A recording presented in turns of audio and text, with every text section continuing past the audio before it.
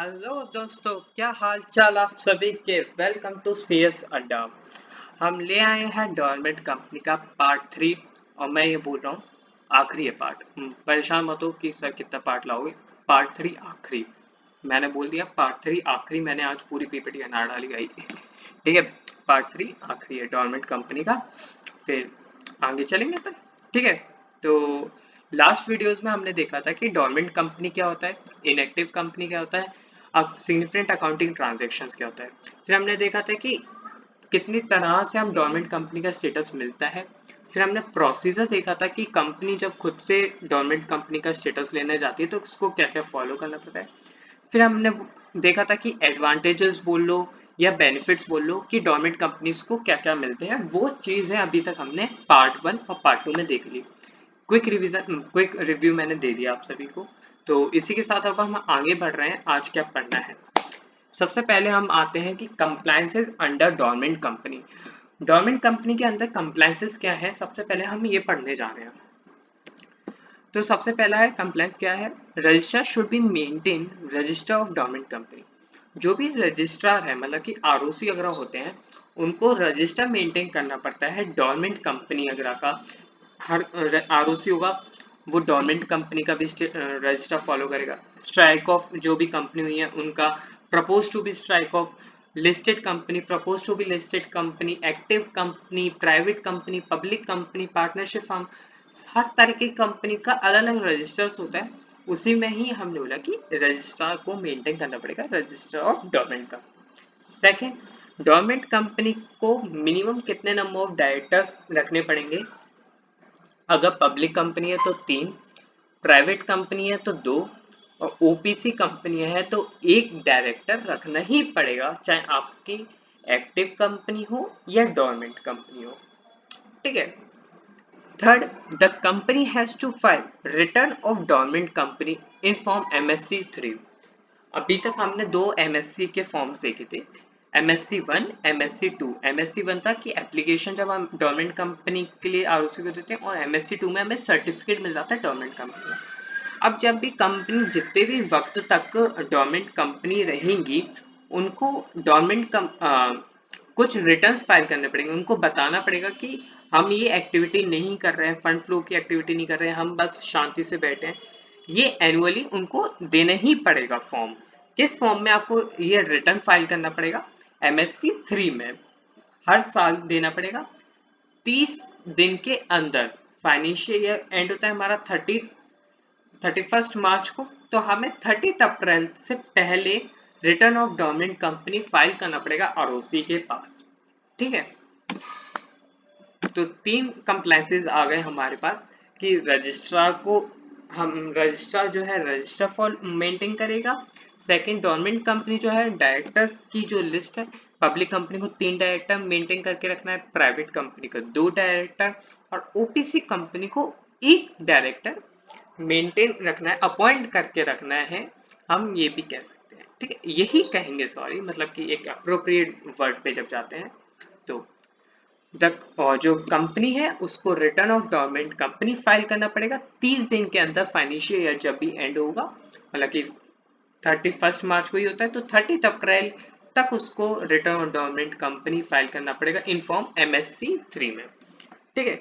इसके बाद हम आते हैं कि legal framework dealing with status of. ऐसे कौन कौन से लीगल फ्रेमवर्क हैं जो कि डोरमेंट कंपनी को वो भी फॉलो करने पड़ेंगे। जो कंप्लायंसेस थे वो भी नियम कायदे थे। लीगल फ्रेमवर्क जो है वो नेक्स्ट स्टेप आ जाती है जब हम आगे बढ़ते हैं। तो ये हम देखेंगे तो एंड ऑफ द पीरियड जो होता है ना डोरमेंट कंपनी, उस समय फॉलो किया जाता है। तो ये क्या कहते हैं कि the company has to file an application for becoming an active company before the end of the file. अगर आपने 5 साल के लिए कॉन्जिक्यूटिव फाइनेंशियल ईयर के लिए डोरमेंट कंपनी का स्टेटस लिया है, तो आपको आरओसी को financial year 5th consecutive year and होने से पहले एक्टिव कंपनी बनने के लिए वापस से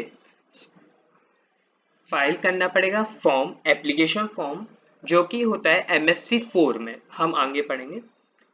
MSC 4 हमें फाइल करना पड़ेगा 5th कॉन्जिक्यूटिव फाइनेंशियल ईयर के एंड होने से पहले। या फिर आपने 1 महीने या 2 महीने या 6 महीने जितने भी पीरियड के लिए डोरमेंट कंपनी का स्टेटस लिया था, उस पीरियड के एंड होने से पहले हमें एक्टिव कंपनी बनने के लिए एप्लीकेशन फॉर्म आरओसी को देना पड़ेगा। ठीक है। Second point, if the company has not made an application for becoming an active company, then such company, dormant company, will be struck off by ROC.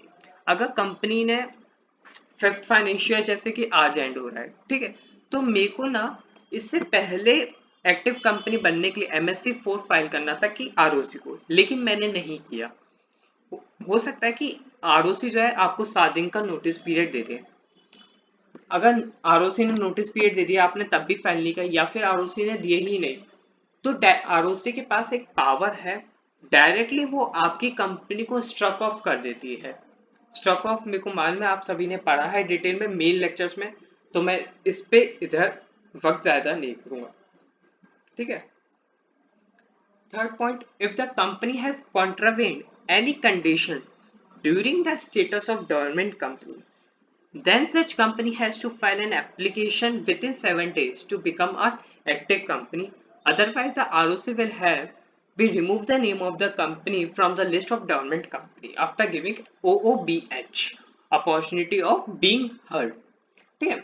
अगर company ने कोई मतलब कि जो डोरमेंट कंपनी है उसने कोई भी कंडीशन जो थी, आप डोरमेंट कंपनी रहोगे तो आपको ये कंडीशंस फॉलो करनी पड़ेंगी, बहुत सारी होती हैं आरओसी की।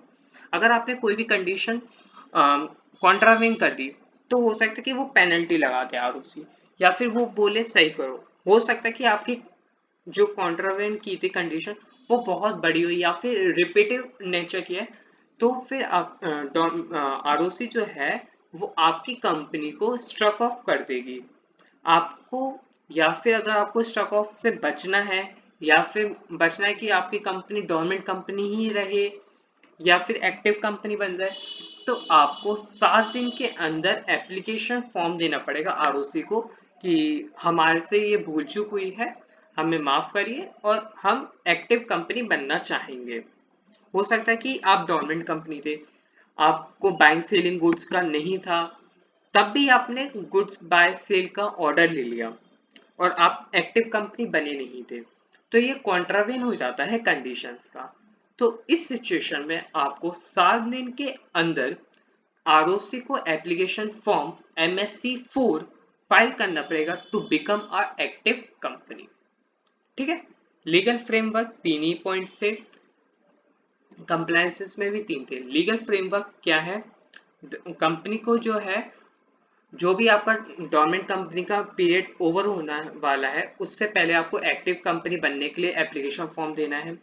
सेकंड पॉइंट बोलता है, अगर आपने कंपनी ने एक्टिव कंपनी बनने के लिए एप्लीकेशन फॉर्म नहीं दिया तो फिर आरओसी आपके कंपनी को स्टॉप ऑफ कर देगी। थर्ड पॉइंट, अगर आप कोई भी कंडीशन को कॉन्ट्रावेंट कर देते हो डोरमेंट कंपनी के स्टेटस वाली, तब आपको 7 दिन के अंदर एक्टिव कंपनी बनना पड़ेगा। अगर आप 7 दिन के अंदर एक्टिव कंपनी नहीं बनते तो कंपनी आपका नाम डोरमेंट कंपनी से हटा देगा, लेकिन पहले आपको अपॉर्चुनिटी ऑफ बीइंग हर्ड देगा, आपकी को भी सुनेगा, देन ही वो आपका नाम हटाएगा डोरमेंट कंपनी में से। ठीक है। इसके बाद क्या जाता है कि एक्टिव कंपनी बनने के लिए प्रोसीजर क्या है। सब हमने पार्ट 2 में देखा था कि प्रोसीजर कैसे बनते हो आप एक्टिव कंपनी से डोरमेंट कंपनी, जिसमें हमने देखा था कि बोर्ड मीटिंग बुला रहे थे, जर्नल मीटिंग बुला रहे थे, फिर हम MGT14 फाइल कर रहे थे, MSC1 फाइल कर रहे थे, MSC2 कर रहे थे। अब यहाँ पे हम फाइल कर रहे हैं कि प्रोसीजर क्या है डोरमेंट कंपनी से एक्टिव कंपनी बनने के लिए। कंपनी को MSC4 फाइल करना पड़ेगा आरओसी को to become a active company. ROC जब आपकी एप्लीकेशन से सेटिस्फाई कर जाएगी, और मोस्टली होता है कि आरओसी जो होता है वो हाल ही आपको एक्टिव कंपनी बना भी देते हैं, उसमें आपको MSC5 में आपको सर्टिफिकेट दे देगी एक्टिव कंपनी का। सिर्फ दो ही पॉइंट्स याद रखने, MSC4 फाइल करेंगे, MSC5 आपको में सर्टिफिकेट मिल जाएगा।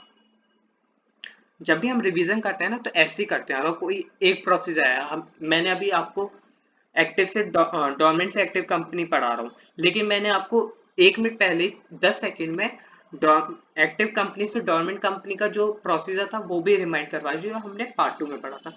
ऐसे ही रिवीजन किया जाता है बच्चा। ठीक है, इसी के साथ हम अपनी लास्ट पॉइंट पे आज का पढ़ रहे हैं, क्विक फॉर्म्स रिवीजन। थोड़ा क्योंकि फॉर्म्स ना हमेशा आता है और जो एग्जामिनर होता है ना वो फॉर्म्स वगैरह हो गए इस पे थोड़ा एक एक मार्क्स कट भी कर देता है बहुत सी यार। अगर आपने गलत लिख दिया या नहीं लिखा इंप्रेशन अच्छा जाता है। और जब भी फॉर्म वगैरह लिखो ना एग्जाम में अंडरलाइन कर देना, कॉन्फिडेंट हो कि सही लिखा है अंडरलाइन कर देना। तो मैंने लिख दिया है एक ही जगह पे फॉर्म कौन कौन से हैं। Application for government company MSc 1 file करेंगे। सर्टिफिकेट हमें गवर्नमेंट कंपनी का किस में मिलेगा, MSc 2 में। रिटर्न जो भी गवर्नमेंट कंपनी के फाइल करेंगे हम during government company status MSc 3 में। जब भी हमें गवर्नमेंट कंपनी से एक्टिव कंपनी बनना है उसकी एप्लीकेशन हम MSc 4 में देंगे। ROC हमें सर्टिफिकेट दे देगी एक्टिव कंपनी का MSc 5 में। इसी के साथ हमारा गवर्नमेंट कंपनी चैप्टर समाप्त होता है आज। ज्यादा मैंने 30 to 35 मिनट्स इसके रिवीजन को लगाए हैं। जब आप लोग इसको बार बार पढ़ोगे ना 5 मिनट, मैं बोल रहा हूँ मोर देन इनफ है, ज्यादा से ज्यादा 10 मिनट, इससे ज्यादा नहीं लगना। 10 मिनट में आपका पूरा चैप्टर रिवीजन हो जाएगा। गवर्नमेंट कंपनी से 5 मार्क्स का क्वेश्चन हमेशा बना है। एसबीसी में से तो एसबीसी में जब था तो 10 मार्क्स का बनता था। अब मेरे को लगता है कि जब कंपनी लॉ एंड प्रैक्टिस में आया है न्यू सिलेबस में तो 5 मार्क्स का। और जो भी ओल्ड सिलेबस के बच्चे देख रहे हैं 2017 वाला, वो तो याद ही रखना कि बेटा तुम्हारा तो 10 मार्क्स का ही चैप्टर समझ लो इसको, 5 या 10 फ्लक्चुएट करता रहता है, कभी 5 का आएगा किसी अटेम्प्ट में, किसी में 10 का। ठीक है, तो आज के लिए इतना ही। थैंक यू, शुक्रिया, मिलते हैं नेक्स्ट वीडियो में। जय श्री राम।